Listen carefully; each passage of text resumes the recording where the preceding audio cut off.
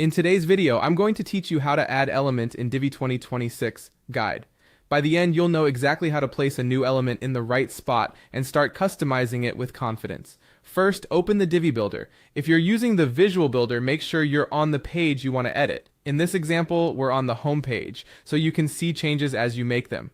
Give the builder a second to load. You'll notice the familiar colored outlines that help you understand the page structure. Next, decide where the new element should live. In Divi, content sits inside sections and rows, and each row holds columns where elements, also called modules, are placed. Hover until you see the section you want to work with highlighted. Choosing the right section now saves time later because it ensures your new element inherits the correct spacing and layout rules. Click the section you've chosen. This opens its settings and a panel will appear on the right side of your screen.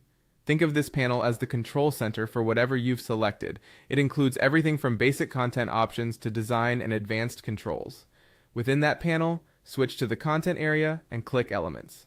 This is where you manage what appears inside the section or add a new piece of content. It's helpful to keep the hierarchy in mind.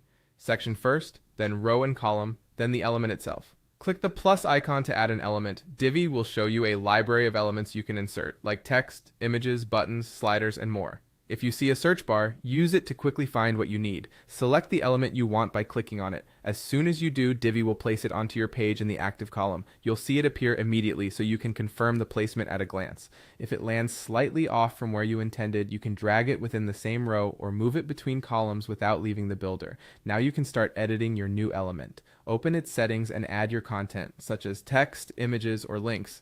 In the Design tab, fine-tune typography, colors, spacing, and alignment to match your site's style.